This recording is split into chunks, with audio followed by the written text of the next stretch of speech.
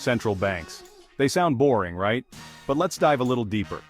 Big, faceless institutions making decisions that seem a million miles away from our daily lives. Yet, these decisions are far more connected to us than we might think. But here's the thing, those decisions, particularly about interest rates, have a ripple effect that impacts all of us. Whether you're a business owner, a homeowner, or just someone with a savings account, you're affected. Think of it like this. Imagine a stone thrown into a pond, creating ripples that spread far and wide. When central banks raise interest rates, it becomes more expensive to borrow money. This affects everything from mortgages to business loans. That means businesses might think twice about expanding, and people might put off that new car or home renovation. The economy slows down as a result. Demand cools down, and hopefully, so does inflation. It's a balancing act to keep the economy stable. Lower interest rates have the opposite effect. They make borrowing cheaper, encouraging spending and investment. This can boost economic growth but also risks inflation if things get overheated. More spending can lead to higher prices. So, central banks have to carefully monitor and adjust rates to keep the economy on track. It's a delicate balance. So, when central banks like the Federal Reserve in the US, the Bank of Canada, and the European Central Bank make announcements, the whole world pays attention. Their words can influence global markets. Their decisions send signals about the health of the global economy and can move markets with incredible speed. It's a reminder of just how interconnected our world really is. In a move that surprised absolutely no one, the US Federal Reserve opted to keep interest rates unchanged at its latest meeting. This decision was in line with market expectations and reflects the central bank's cautious approach in the current economic climate. This pause in the Fed's aggressive rate hiking cycle was widely anticipated by economists and investors alike. Many had predicted that the Fed would take a breather to evaluate the effects of its previous rate increases on the economy. Inflation, while still above the Fed's target of 2%, has shown signs of cooling, giving policymakers some breathing room.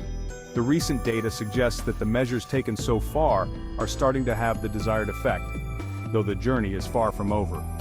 However, make no mistake, this is not a sign that the Fed is ready to declare victory over inflation just yet. The central bank remains vigilant and is prepared to act if inflationary pressures resurface. We're going to need to see further evidence that inflation is on a sustained downward path, Fed Chair Jerome Powell cautioned in his post-meeting press conference. He emphasized the importance of a consistent and long-term decline in inflation rates. The message is clear. The Fed is data-dependent. Every decision will be carefully weighed against the latest economic indicators to ensure the best possible outcome for the economy. Future rate decisions will hinge on incoming economic data, particularly on inflation and the labor market. The Fed will closely monitor these metrics to guide its policy actions. For now, though, it seems the Fed is content to sit tight and assess the impact of its previous rate hikes. This period of observation will be crucial in determining the next steps in their monetary policy strategy.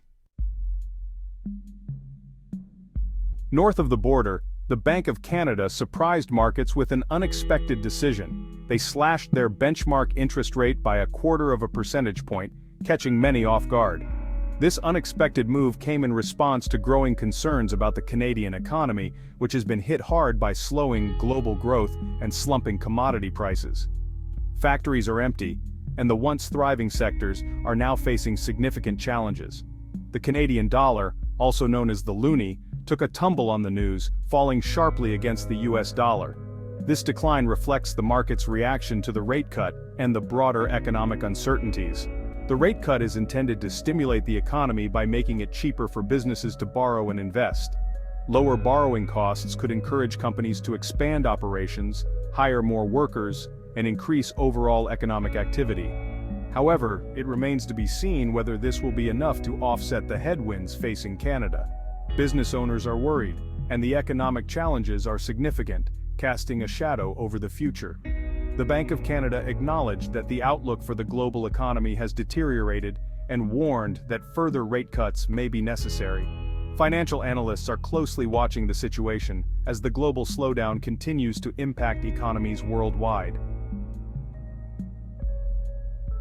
The European Central Bank also joined the rate-cutting party, lowering its key interest rate by 0.25 percentage point. This marks the first time the ECB has cut rates since the depths of the Eurozone debt crisis in 2012. The move comes as the Eurozone economy grapples with a toxic cocktail of slowing growth, stubbornly high inflation, and geopolitical uncertainty stemming from the ongoing war in Ukraine. The ECB's decision to cut rates was widely anticipated by markets, but the euro still weakened against the US dollar following the announcement.